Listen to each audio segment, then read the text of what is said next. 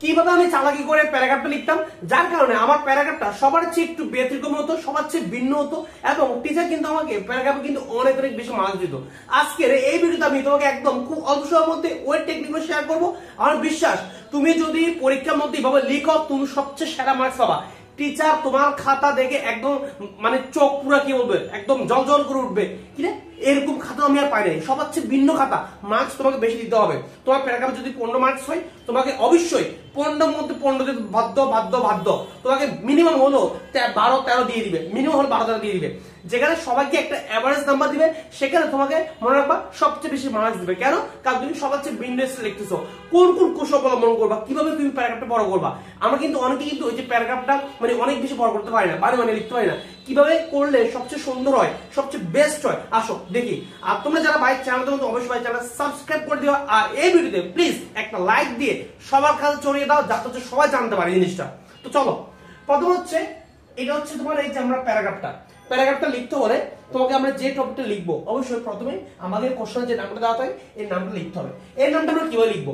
অবশ্যই হচ্ছে আমরা নামটা লিখবো হচ্ছে মনে করো আমাকে যদি ট্রাফিক জ্যাম লিখতে দেয় বা মনে করো কোন একটা টপিক লিখতে দিল, যে টপিকে লিখতে দেয় না কেন আমি সেই টপিকটা লিখবো, এবং লিখবো হচ্ছে আমরা নীল কালি দিয়ে। কি কালি লিখবো? এই যে নীল কালি দিয়ে লিখবো, লিখে এবং নীল কালিতে একটা দাগ দিয়ে দিব। কত ক্লিয়ার কিনা? তাহলে প্রথমত আমাদের প্যারাগ্রাফের যে নামটা সেটা হাইলাইট করতে হবে। অনেকে কালো কালি দিয়ে লিখো, ভাই এখানে আমার মার্কস বেশি লাগবে। প্যারাগ্রাফ তুমি না, দুনিয়া সবাই লিখবে, পরীক্ষা চাপে সবাই আনসার করবে, এমন কেউ নাই যে প্যারাগ্রাফ আনসার না করে চলে আসবে, এমন কোন স্টুডেন্ট পাবে না যে আনসার করে না, বা প্রত্যেকটি স্টুডেন্ট আনসার করবে। তাহলে সবার মধ্যে তোমার মধ্যে পার্থক্য কোন জায়গায়, তোমাকে কেন বেশি মার্কস দিবে? প্রশ্ন থেকে না। আসো, প্রথম কথা হচ্ছে আমি নামটা হচ্ছে হাইলাইট করতে হবে। নামটা কি করতে হবে? হাইলাইট করতে হবে। এরপরে ভিন্নভাবে শুরু করতে হবে। সবাই যেখানে দেখো সবাই কিন্তু যে গাইড বই যে লাইনটা দেওয়া আছে ওই লাইনটা দিয়ে দেয় একদম গণহারে। ভাই বাংলাদেশে সবাই কি সেম গাইড পড়ে না? বাংলাদেশে সবাই সেম গাইড পড়ে, সেম বই পড়ে ইংলিশে, যার কারণে সবার যে স্টার্টিং যে লাইনটা একদম সবার সেম থাকে। বাট টিচার তো দেখে ভাই সবার লাইন সেম, তাহলে সবাইকে কি করে এভারেজ নাম্বার দিয়ে দেয়, না। তুমি শুরু করবে একটু ভিন্ন হবে। তুমি প্রথমে যে লাইনটা শুরু করো, হয়তো তুমি ডেফিনেশন মানে সংজ্ঞা বলাও বা কাকে বলতে শুরু করো, মানে যে টপিকটা লিখতে বলছে সেটা কাকে বলে, ওই কাকে বলে বা সংজ্ঞা এটা দিয়ে শুরু করো, বা যে কোনো একটা লাইন দিয়ে শুরু করো। মনে রাখবা যেটাই লেখা না কেন তুমি সংজ্ঞা লেখো বা কাকে বলে বা আদার্স যে কোনো লাইন হোক না কেন, শুরুর লাইনটা একদম খুবই শক্তিশালী বাক্য হতো, শক্তিশালী বাক্য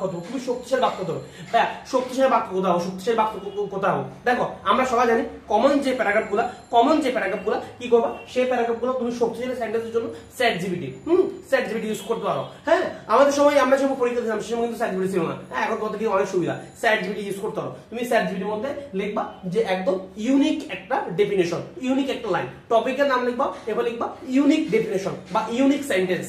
হ্যাঁ, এবার লিখতে পারো। দেখবা মোটামুটি চেষ্টা করবা একটা ডেফিনেশন লিখলে বা প্রথম যে লাইনটা লিখবা যাতে ওই লাইনটার মধ্যে পুরোপুরি তুমি যে টপিকটা লিখছো সেই টপিকের মূল কথাটা চলে আসে, একদম মেন কথাটা চলে আসে। কথা ক্লিয়ার কিনা? যে সংখ্যাটা দিবা, হ্যাঁ, ওটার মধ্যে একদম পুরা কথা চলে আসে। ওকে, তাহলে আমরা একদম শক্তিশালী বাক্য দিয়ে শুরু করবো।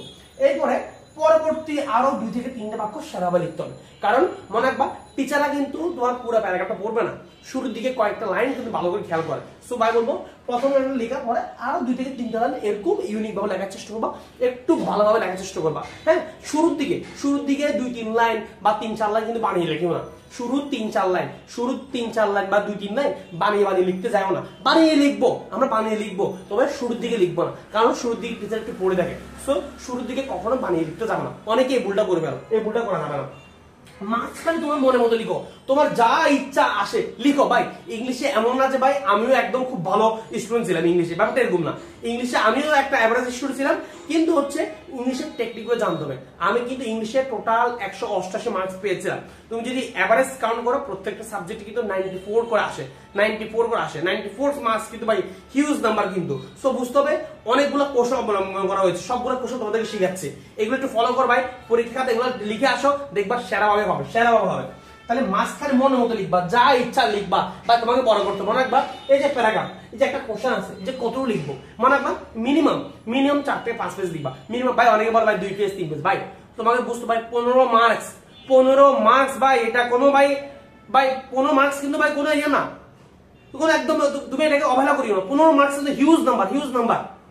তোমাকে মিনিমাম 4 থেকে 5 পেজ লিখতে হবে। ভাইয়া বলবো যে এই যে কতটুকু বললে তুমি অবশ্যই 4 থেকে 5 পেজ অবশ্যই লেখার চেষ্টা করবা।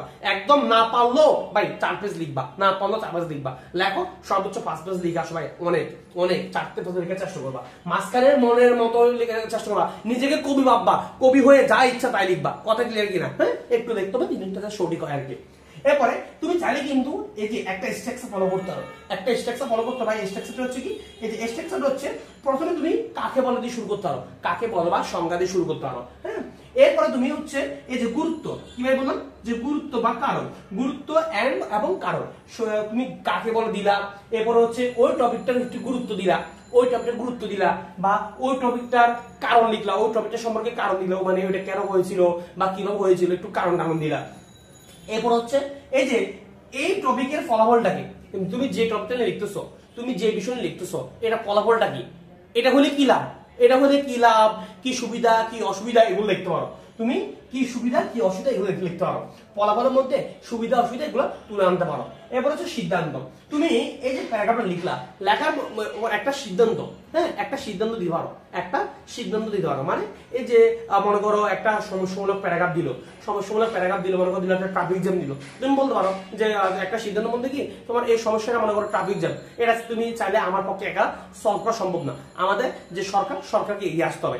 সবাই মিলে যদি এগিয়ে আসে তাহলে কিন্তু এই সমস্যাটা আমরা মোকাবিলা করতে পারবো। এবং এক্ষেত্রে হচ্ছে আমাদেরকে প্রচুর কি করতে হবে, প্রচুর আমরা মানে প্রচার করতে পারি। এক্ষেত্রে তোমার হচ্ছে টেলিভিশন, রেডিও এগুলো কিন্তু ভূমিকা রাখতে পারে। এভাবে একটা কি দিতে পারো, একটা সিদ্ধান্ত দিতে পারো।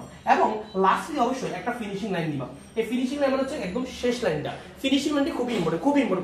ফিনিশিং লাইন খুবই ইম্পর্টেন্ট। এবং ফিনিশিং লাইন একদম সেই লেভেলের, একটা তোমার একদম কি বললাম, এই যে শক্তিশালী বাক্য, শুরুটা এবং শেষেরটা শক্তিশালী বাক্য দিবা।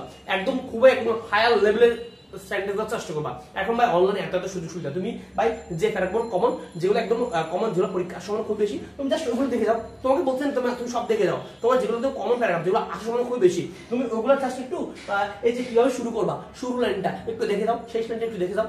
2-1 লাইন প্রত্যেকটা প্যারাগ্রাফ থেকে জাস্ট 2-3 লাইন করে একটু মুখস্থ করে যাও, একটু ইউনিক পাবে। শুরু লাইনটা মুখস্থ করে যাও, শেষ লাইনটা মুখস্থ করে যাও। প্রত্যেকটা প্যারাগ্রাফ থেকে দুইটা লাইন করে মুখস্থ করে যাও, একটু ইউনিক পাবে। এই দুইটা লাইনে তুমি অনেক পাবা। কথা বুঝছো, আর ভিতরে কিভাবে লিখবা এটা ভাই বলে দিলাম। তুমি চাইলে এইভাবে এই স্ট্রাকচারটা ফলো করে কিন্তু তোমার প্যারাগ্রাফটা 4 থেকে 5 পেজ লিখতে পারো, ইজিলি লেখা যায়। এরপরে তুমি চেষ্টা করবা স্পেশাল ওয়ার্ড ইউজ করা। ভাই স্পেশাল ওয়ার্ড মানে কি? স্পেশাল ওয়ার্ড মানে সবাই যেখানে লিখবে এন্ড, তুমি একটু লিখবা ব্যতিক্রমধর্মী ওয়ার্ড। সবাই যেখানে লিখবে বাট, তুমি লিখবা অন্য ধরনের ওয়ার্ড। সবাই লিখবে সো, তুমি লিখবে অন্য ধরনের ওয়ার্ড।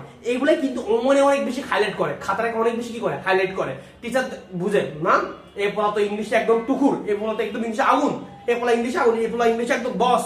হ্যাঁ, এই পড়া একদম ইংলিশে মাথা কিন্তু সেরা, ইংলিশে কিন্তু একদম সেরা রে, ইংলিশে কি সেরা রে। তাহলে আমরা চাইলে এই যে পরীক্ষায় যে এন্ড না লিখে, এন্ড হচ্ছে ভাই 1-2 বাচ্চাদের এন্ড, আমরা চাইলে এন্ডের বদলে এই যে moreover, in addition, in like manner, হ্যাঁ, এই যে ওয়ার্ডগুলা ব্যতিক্রমধর্মী ওয়ার্ডগুলা আমরা চাইলে কিন্তু ইউজ করতে হয়, বা বেশি না, অল্প একটা ওয়ার্ড। এই যে আমরা সবাই প্যারাগ্রাফের মধ্যে কি করি, বাট ইউজ করি। এই যে বাটার বদলে আমরা চাইলে এই যে বেশি না, এই যে 1টা 2টা 3টা 4টা এই 4 ওয়ার্ড দিলাম, একদম ভাই দিছি এই 4 ওয়ার্ড তোমরা ইউজ করতে পারো। 4 ওয়ার্ড একদম খুবই শক্তিশালী ওয়ার্ড, এবং এগুলা সাধারণত পোলাপান ইউজ করে না। টিচার যদি দেখে তার বুঝবে যে এটা কিন্তু ও ইংলিশে কিন্তু অনেক জানে, অনেক পড়াশোনা করছে ইংলিশে, মার্কস ভাই এমনিতে দিবে, নাচতে দিবে ভাই, ইংলিশে মার্কস দিতে বাধ্য হবে। তোমরা এই ওয়ার্ডগুলো দেখলে টিচার তোমাকে মার্কস দিতে বাধ্য, তোমাকে 15 দিয়ে বাধ্য, 15 মধ্যে মিনিমাম 14 দিবে, 13-14 দিবে। কথা বুঝতে পারছো কিনা? এই যে সো, আমার সময় মানে সো দিয়ে একটা ফিনিশিং লাইন দিই, বা তুমি সো কে ইউজ করবা। এই যে কনসিকুয়েন্টলি, এটাও কিন্তু একটা তোমার কমন ওয়ার্ড। তুমি চাইলে যে এই যে এই ওয়ার্ডগুলো ইউজ করতে পারো। এই যে ভাই লিখেছি ভাই, টোটাল 4টা ওয়ার্ড দিছি। সো এর সিনোনিমটা মানে সো এর যে সামর্থ্য শব্দ, মানে একই শব্দ, এর মানে 4টা ওয়ার্ড দিছি। তুমি চাইলে এগুলো ইউজ করতে পারো। এগুলা কিন্তু সাধারণত কেউ ইউজ করে না, তুমি যদি ইউজ করো তাহলে তোমার খাতাটা কিন্তু একটু ভিন্নধর্মী হয়ে যাবে।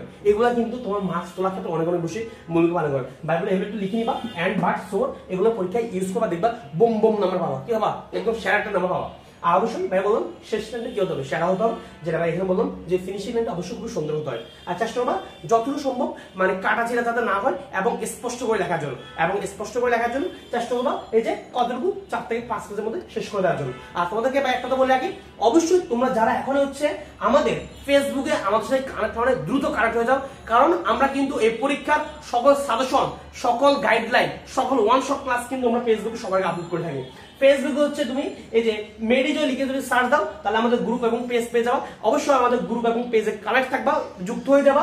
আর অবশ্যই এই যে ফেসবুকে গিয়ে জয় স্যার লিখে, জয় স্যার এই যে স্যার নাম দুইটা, জয় স্যার লিখে সার্চ দিলে আমার আইডি, আমার পার্সোনাল আইডি পেয়ে যাওয়া। সেখানে হচ্ছে অবশ্যই যুক্ত থাকবা এবং আমাকে মেসেজ দিলে কিন্তু আমি তোমাকে হচ্ছে স্পেশাল আমাদের যে একটা সাজেশনের মেসেঞ্জার গ্রুপ আছে তোমাদের জন্য, সেখানে অ্যাড করে দিব। আমাদের কিন্তু এই স্পেশাল যে মেসেঞ্জার গ্রুপ, সেখানে যুক্ত হতে হলে অবশ্যই কি করতে হবে, এই যে এই আইডিতে জয় স্যার আইডিতে কি করতে হবে, আমাকে নক করতে হবে যে স্যার আমাকে অ্যাড করে দেন, অ্যাড করে দিব। ঠিক আছে, ওকে। তাহলে এই গ্রুপ বা পেজ অবশ্যই যুক্ত হয়ে যাবা, মেডিকেল লিখে সার্চ দিবা, সবার আগে ওখানে আমরা আপলোড করে থাকি তোমাদের জন্য প্রতিনিয়ত এই যে কিভাবে মার্কস পাবে বেশি পাবা, কিভাবে কি করতে হবে না করতে, সব ট্রিক্স কিন্তু এখানে শেয়ার করে থাকি। কথা ক্লিয়ার কিনা? তো অবশ্যই ভাইকে অবশ্যই জানাবা এই ভিডিও কমেন্ট বক্সে তোমাদের জন্য পরবর্তীতে আমি কোন টপিকের ভিডিও দিব বা কোন কিসের সাজেশন দিব, কিসের নিয়ে তোমরা সে প্যারা বকতেছো, কিসে নিয়ে তোমরা একদম ব্যবসাকে খাচ্ছ। আর ভাইয়া কিন্তু অলরেডি কিন্তু তোমাদের জন্য হচ্ছে ওই যে ফর্মাল লেটার, হ্যাঁ মানে অ্যাপ্লিকেশন, ইমেল যে একটা স্পেশাল ফরম্যাট সবার থেকে ভিন্নভাবে কিভাবে লিখবা, এটা ভিডিও কিন্তু আমাদের ইউটিউবে পেয়ে যাবা, আমাদের ফেসবুকে পেয়ে যাবা। হ্যাঁ অবশ্যই একটু দেখে নিও। তো সব ভালো থাকো, সুস্থ থাকো এবং এই চ্যানেল সাবস্ক্রাইব করে সাথে থাকো। আল্লাহ হাফেজ।